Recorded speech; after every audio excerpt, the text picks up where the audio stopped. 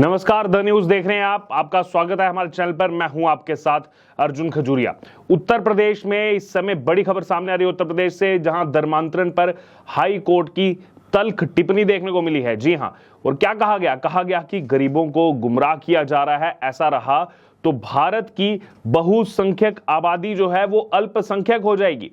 जी हां, विस्तार पूर्वक पूरी खबर आपको बताते हैं। दरअसल धर्मांतरण को लेकर इलाहाबाद हाई कोर्ट ने बेहद गंभीर टिप्पणी की है। इलाहाबाद हाई कोर्ट ने धर्मांतरण पर जो तल्ख टिप्पणी की है वो इस समय चर्चाओं में है। दरअसल कोर्ट ने कहा कि उत्तर प्रदेश में बोले भाले गरीबों को गुमराह करके ईसाई बनाया जा रहा है।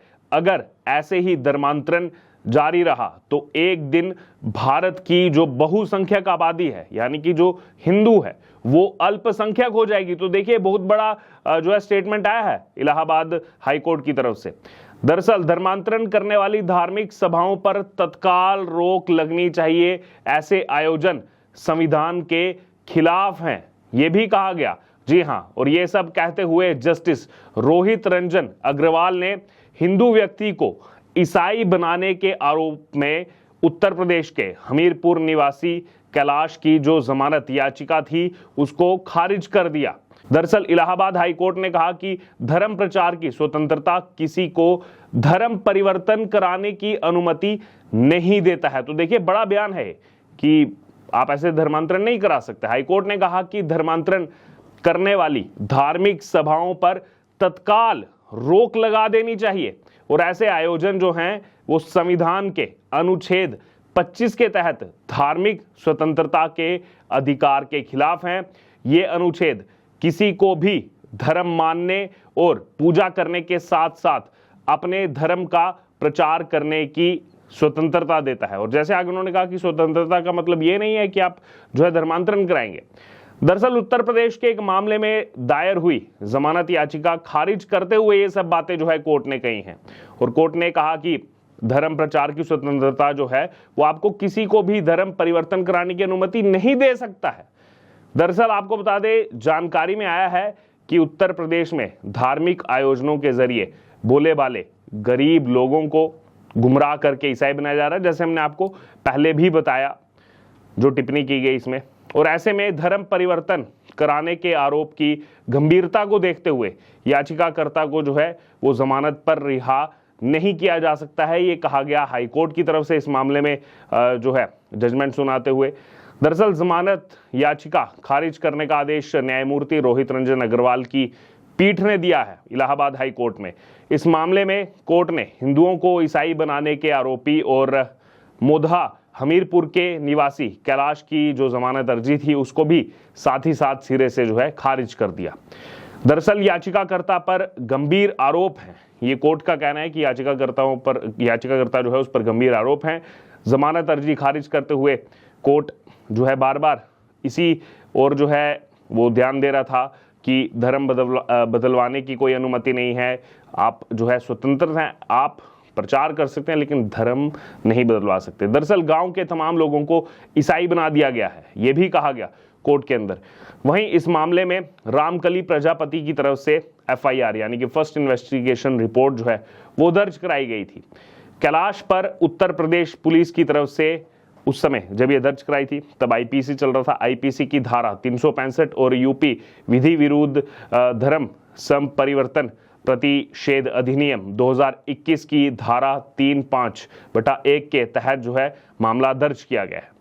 बहुत अच्छी बात जज साहब ने कहा है, कोर्ट ने कहा है, क्योंकि जिस प्रकार से यह अल्पसंख्या बढ़ करके बहुसंख्यक के रूप में परिवर्तित हो रहे हैं, वो धर्मांतरण के माध्यम से हो रहे हैं अधिकांश। तो ऐसी स्थिति में ऐसे ही गतिविधि चलती रही तो निश्चित है कि अल्पसंख्यक जो हैं बहुसंख्यक हो जाएंगे।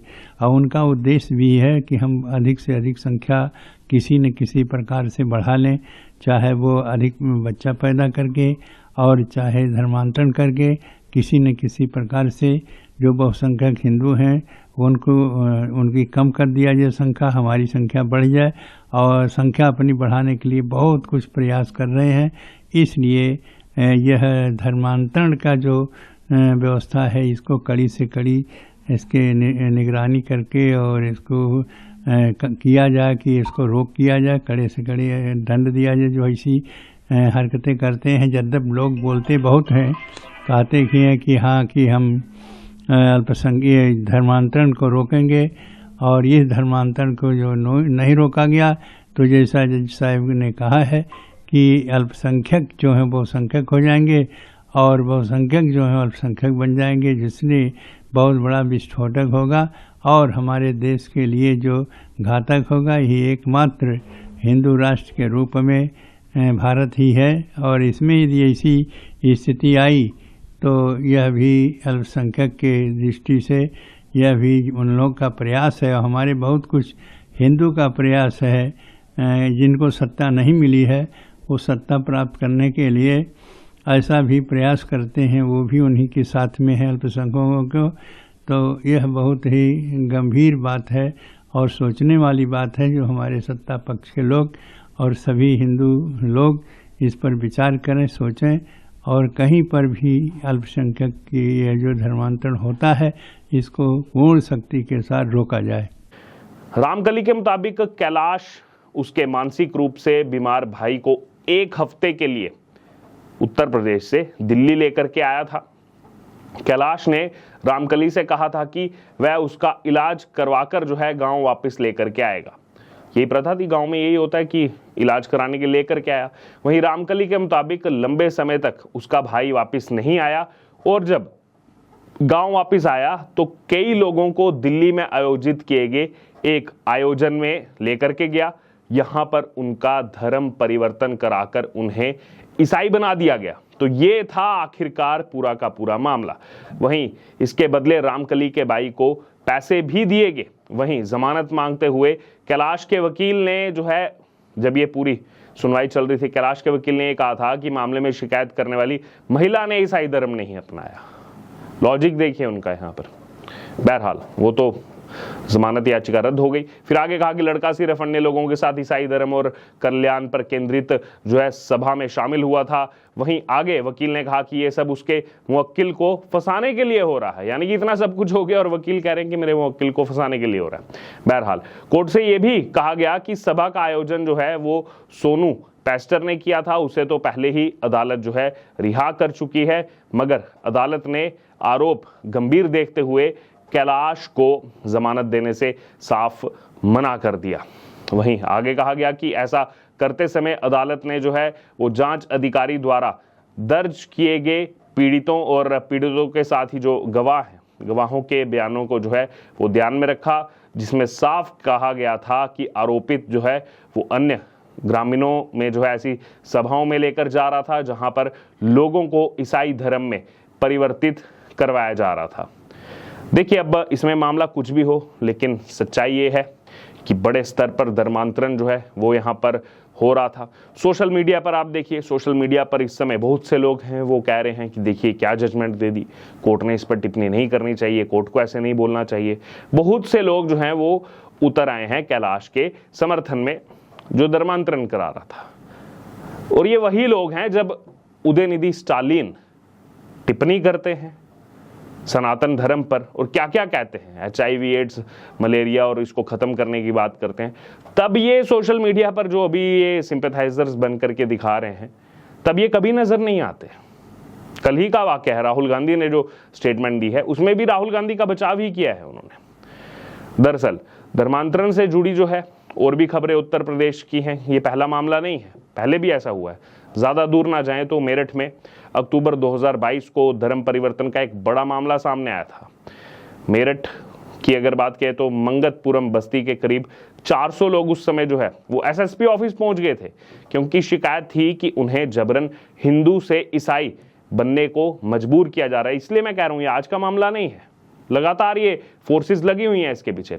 वहीं उस समय भी आरोप था कि कुछ क्रिश्चियन लोगों ने लॉकडाउन में बस्ती वालों की मदद की और उसके बाद अब धर्म परिवर्तन का जो है दबाव उन पर बनाया जा रहा है। उन्हें पूजा करने और साथ ही साथ मंदिर जाने से भी रोका जा रहा था। कई घरों से तो हिंदू देवी देवताओं की फोटो तक हटवा दी थी। ये मामला था 2022 अक्टूबर में। फिर उसके बाद पुलिस ने मामले में जो है 9 आरोपियों पर मुकदमा दर्ज करके आगे कार्रवाई की थी। तो ये बहुत लंबे समय से चला आ रहा है, अलग अलग जगह चला आ रहा है। ये तो हमने आपको उत्तर प्रदेश का बताया। देश भर में ये चीज़ें की जा रही हैं कि कोई अगर बीमार है उसको बोला जाता है कि तुम्हें ले जाते हैं, वहाँ जा कर के सही करवा देंगे। उसके बाद क्या होता है, धर्म परिवर्तन कराया जाता है सभाओं में। बहरहाल अब ये जो कहा है इलाहाबाद हाई कोर्ट ने, बड़ी टिप्पणी की है यहाँ पर कि अगर ऐसा चलता रहा तो भारत का जो बहुसंख्यक है वो अल्पसंख्यक हो जाएगा। क्या कहना है आपका इस पर, क्या आपकी इस पर राय है, आप जरूर हमारे से कमेंट बॉक्स में शेयर करें और बने रहें द न्यूज़ के साथ। धन्यवाद।